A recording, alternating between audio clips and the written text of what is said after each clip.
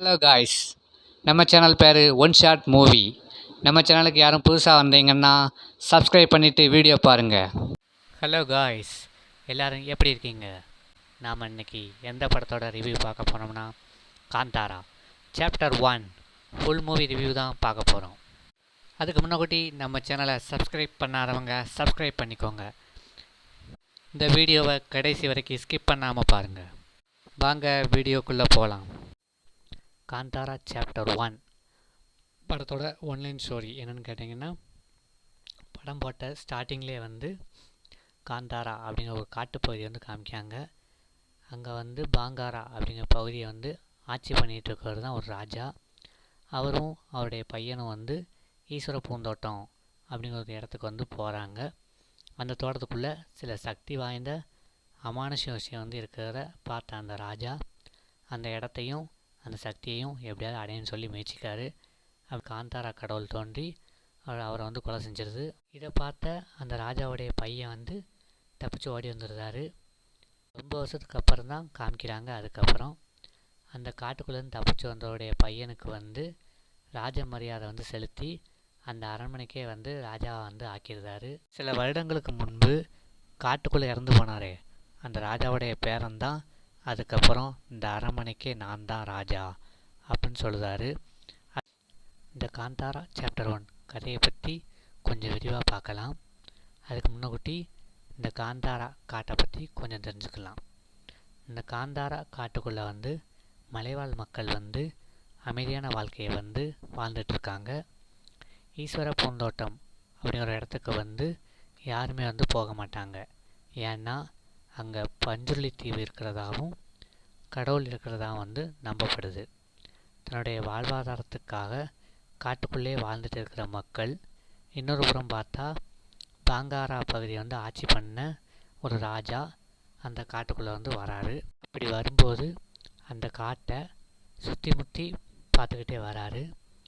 அந்த காட்டை சுற்றி ஏதோ ஒரு அமானுஷம் இருக்கிறதா அந்த ராஜா உணர்ந்தார்.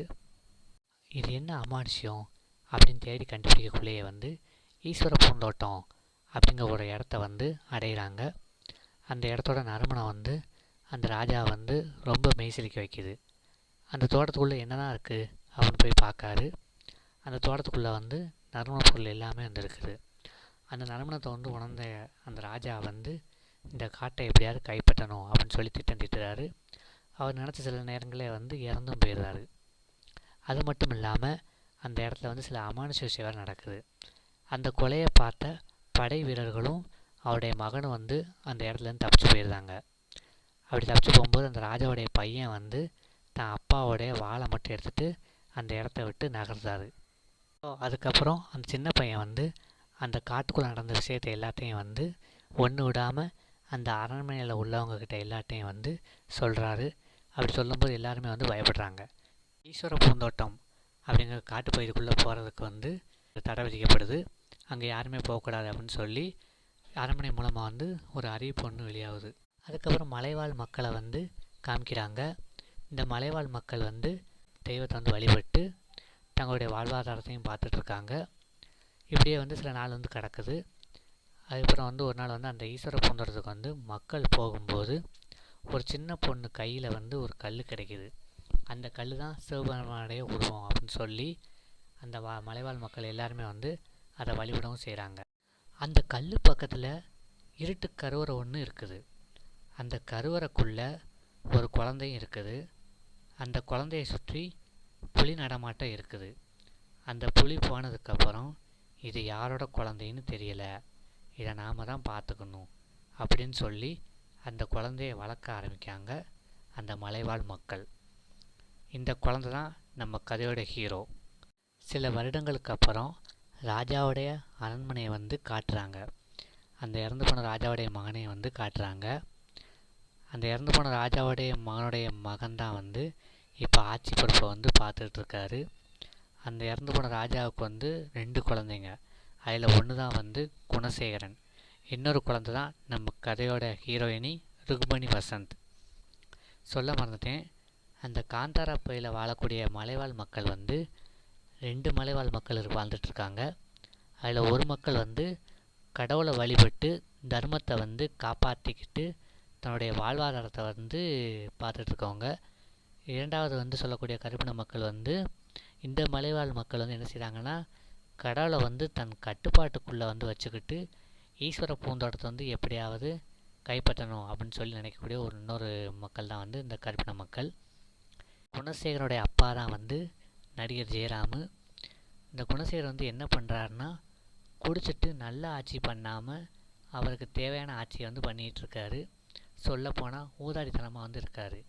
இப்படியே சில நாட்கள் வந்து நகருது. ஒரு நாள் வந்து குணசேகரன் என்ன பண்ணுறாருனா, படையாட்களை வந்து அழைச்சிட்டு காந்தாரா பகுதிக்குள்ளே வந்து அந்த ஈஸ்வர பூந்தோட்டத்துக்கு வந்து போகிறாரு. அங்கே போகிறதுக்கு வந்து படையாட்கள் எல்லாருமே வந்து பயப்படுறாங்க. அந்த காந்தாரா காட்டுக்குள்ளே வந்து போகும்போது அங்கே வந்து சில அமானுஷ விஷயங்கள் நடக்குது. அப்படி நடக்கிறத வந்து பார்த்த உடனே திரும்ப வந்து அரண்மனைக்கு வந்து பயந்து வந்துடுறாரு. அப்போ தான் நம்முடைய ஹீரோ வந்து என்ட்ரியை வந்து காட்டுறாங்க. அந்த அமானுஷ வேலையை வந்து செய்கிறதே வந்து நம்ம கதையுடைய ஹீரோ தான். இது அந்த குணசேகருக்கு வந்து தெரியாது. உள்ள படை வீரர்களை வந்து பயமுறுத்திட்டு அவங்களோட ட்ரெஸ்ஸை வந்து போட்டுட்டு ஹீரோ வந்து தன் குடும்பத்துக்கிட்ட வந்து சொல்லிவிட்டு, நான் அந்த அரண்மனைக்கு போய் அங்கே என்ன நிலவரம்னு பார்த்துட்டு வரேன் அப்படின்னு சொல்லிவிட்டு நம்ம ஹீரோ வந்து கிளம்புறாரு. ஹீரோவோட அம்மா வந்து அங்கே போக வேண்டாம்னு சொல்லி தடுக்கிறாங்க. அதுக்கு நம்ம ஹீரோ வந்து அதெல்லாம் முடியாது, அந்த அரண்மனைக்கு போய் என்ன நடக்குதுன்னு நான் பார்த்துட்டு வரேன்னு சொல்லிட்டு போகிறாரு. அப்போ தான் அந்த அரண்மனையில் வந்து பேராட்சி வந்து நடக்குது. அது என்னன்னா, ஈஸ்வர பூந்தோட்டத்தில் இருக்கிற சில மக்களை வந்து வலுக்கட்டாயமாக கொண்டு போய் அங்கே ஆட்சி பண்ணுற மன்னர்களை வந்து தன்னுடைய சுயநலத்துக்காக வந்து அடிமையாக பயன்படுத்திகிட்டு இருக்காங்க அப்படிங்கிறத வந்து தெரிஞ்சுக்கிறாரு நம்ம கதையோட ஹீரோ. அடிமையாக இருக்கக்கூடிய மக்கள் எல்லாத்தையும் மீட்டு எடுக்கணும் அப்படின்னு சொல்லி முடிவு பண்ணுறாரு. அது மட்டும் இல்லாமல் அந்த அடிமையாக உள்ள மக்கள் எல்லாத்தையும் மீட்டு எடுத்து அவங்க வந்து அமைதியான வாழ்க்கையை வந்து வாழ வைக்கணும் அப்படின்னு சொல்லி நினைக்கிறார் நம்ம கதையோட ஹீரோ. அங்கே சில அசம்பாவிதமும் நடக்குது. அது வந்து ஈஸ்வர பூந்தோட்டத்தை சேர்ந்த மலைவாழ் மக்கள் தான் அப்படின்னு சொல்லி அங்கே உள்ளவங்களுக்கும் நம்ம குலசேகரனுடைய தங்கச்சியான நம்ம கதையோடைய ஹீரோயினி ருக்மணி வசந்துக்கு வந்து தெரிய வருது. ஹீரோயினி வந்து என்ன பண்ணுறாங்கன்னா, ஈஸ்வர பூந்தோட்டத்தில் உள்ள மக்கள் வந்து இந்த அரண்மனைக்கு வந்தாங்கன்னா அவங்கள வந்து சிறையில் அடைக்கணும் அப்படின்னு சொல்லி நம்ம ஹீரோயினி வந்து உத்தரவிடுதாங்க. கடைசியாக அந்த மக்கள் எல்லாத்தையும் வந்து நம்ம கதையோட ஹீரோ வந்து மீட்டாரா இல்லையா, ஹீரோவும் ஹீரோயினி வந்து சேர்ந்தாங்களா இல்லையா அப்படிங்கிறது அந்த படத்துடைய மீதி கதை. கடைசி வரைக்கும் இந்த வீடியோ பார்த்ததுக்கு நன்றி.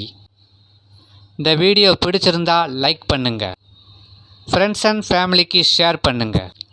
இந்த முழு திரைப்படத்தையும் பார்த்துட்டு உங்களுடைய கருத்தை எங்களுக்கு கமெண்ட் பண்ணுங்கள். நம்ம சேனலை இப்போ சப்ஸ்கிரைப் பண்ணாமல் இருந்தால் சப்ஸ்கிரைப் பண்ணுங்கள். தேங்க்யூ ஃபார் வாட்சிங்.